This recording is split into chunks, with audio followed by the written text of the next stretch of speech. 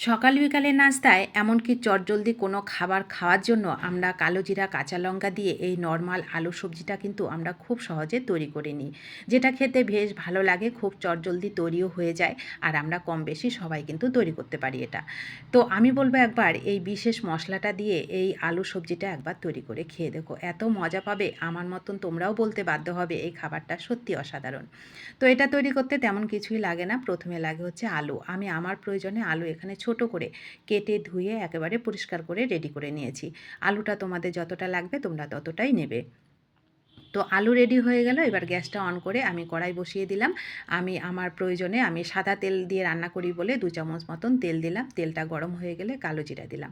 কালো জিরাটা দেওয়ার সাথে সাথেই কাঁচা লঙ্কাটা দিতে হয়, কারণ কালো জিরাটা পুড়ে গেলে আর কোনো ফ্লেভার কিন্তু হয় না, খেতেও ভালো লাগে না। তো সাথে সাথে কাঁচা লঙ্কাটা দিলাম। কাঁচা লঙ্কাটাকে হালকা করে ভেজে নিয়ে আমি আলুগুলোকে এর মধ্যে দিয়ে দিলাম। এই সময় আমি গ্যাসের ফ্লেমটাকে মিডিয়াম টু লোতে করে দিয়েছি। দিয়ে এবার আলুগুলোকে স্বাদ মতন লবণ দিয়ে সুন্দর করে এগুলোকে ভেজে নেব। আলুগুলোকে এমনভাবে ভাজবো যেন আলুগুলো সুন্দর ভাজা হবে, সেদ্ধ হবে, ওই পর্যন্ত আমি আলুগুলোকে সুন্দর করে ভেজে নেব, গ্যাসের ফ্লেমটাকে মিডিয়াম টু লোতে করে রেখে। তো ভাজা হয়ে গেল। এবার আমি এখানে যতটা হলুদ লাগবে ততটা হলুদ দিলাম। হলুদটাকে দিয়ে আরও মিনিট খানিক আমি একটু সুন্দর করে আলুর সাথে মিশিয়ে, মানে আলুটাকে আরও সুন্দর করে মিনিট খানিক ভেজে নেব। তো ভাজা হয়ে গেল। এবার আমি এখানে 2 বাটি মতন জল দেব। এই সবজিটা একদম শুকনোও ভালো লাগে না, আবার একদম ঝোলঝোলও কিন্তু ভালো লাগে না।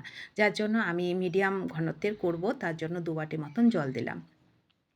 আরও একটু লবণ লাগতো, সেটা দিলাম। স্বাদ মতন, মানে স্বাদের ব্যালেন্সের জন্য হাফ চামচ মতন চিনি দিলাম, কারণ এর মধ্যে আমি বেশ খানিকটা কাঁচা লঙ্কা দিয়েছি। এই খাবারটা একটু ঝাল মিষ্টির ব্যালেন্সে খাবারের স্বাদটা কিন্তু অসাধারণ লাগে।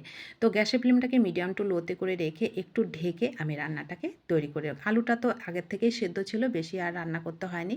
3 থেকে 4 মিনিট আমি এটাকে ঢেকে রান্না করে নিয়েছি। দেখো রান্নাটা কিন্তু আমার রেডি হয়ে গেছে। আলুটা তো সেদ্ধই আছে, আমি খুন্তি দিয়ে আরও সুন্দর করে একটু ভেঙে দিলাম, তাহলে গ্রেভিটা খুব সুন্দর হবে, দেখতেও ভালো লাগবে আর খেতেও কিন্তু বেশ ভালো লাগে।